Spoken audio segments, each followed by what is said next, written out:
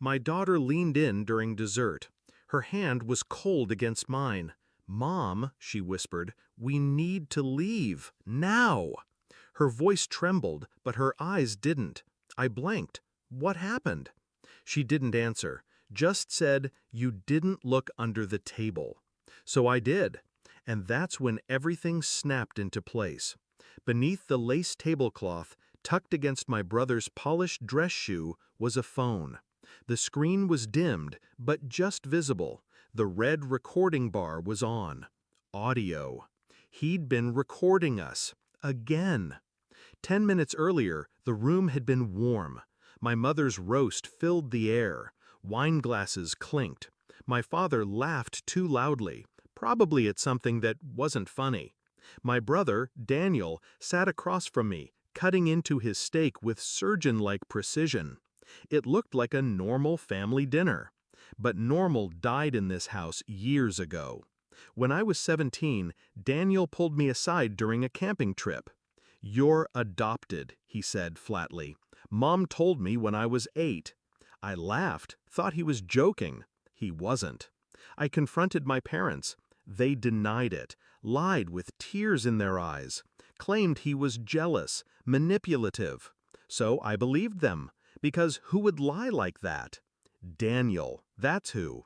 He always wanted power, control, the kind of control that twists the truth just enough to make people doubt their own memories, especially mine. I found out the real truth at 26 after giving birth to my daughter. A DNA test to check for medical markers. A name came up, not my mother's, not my father's. I was, in fact, adopted. Not legally, quietly, illegally. The woman who gave birth to me was a teenager who worked for my dad's company, fired at 17, pregnant, paid off. It all unraveled after that. My parents begged for forgiveness, said they were trying to protect me, said it was love. But love doesn't come with bribes or forged documents or 2 decades of lies. And Daniel? He just smiled, like he'd won. Over the next few years, Daniel got rich off lies. He invested early in cryptocurrency, cashed out before the crash, and bought a townhouse in D.C. with soundproofed walls. No wife, no kids, just secrets. And leverage. He started recording family conversations, edited them, took clips out of context, used them to blackmail relatives for favors, money, silence. My parents knew. They let him because they feared him. And I became the target again. Only this time, he wanted more than emotional chaos. He wanted my daughter. Claire is 22 now, smart, quiet, brilliant in ways Daniel could never understand. She noticed the first time, at Thanksgiving. Her voice on a podcast spliced into a political rant she never recorded. Daniel's voice wasn't in it, but his watermark was. That's when she started watching him. She was the one who planted the decoy text thread, accidentally left her phone unlocked near him, a fake conversation between her and me, hinting that we'd uncovered something damaging, something federal. He bit hard. I watched him sweat for a week. We came to dinner tonight to confirm it, to bait him. He hid the phone under the table, same model as mine.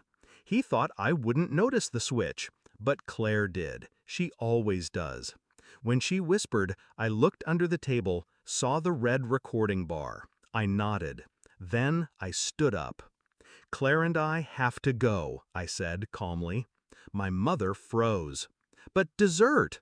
Daniel stood too fast. No, sit. I was about to bring out the... "Don't," I said.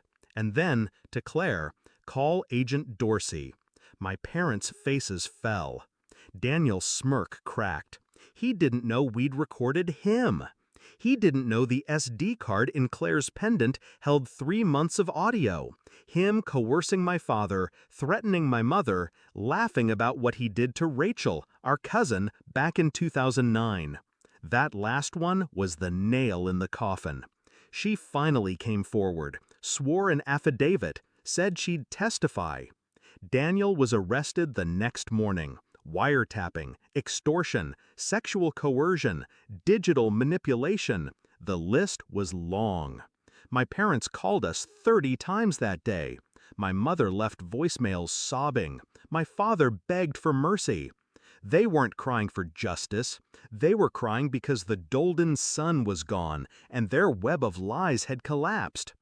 Claire and I moved to Boston 2 months later. Smaller place, colder winters, warmer silence. She plays piano again. I sleep through the night. I don't miss the family dinners. Some people say justice is about courts and sentences, but for me, it was this. Walking out of that house with my daughter beside me, her eyes clear, my spine straight, and finally, no one watching from under the table.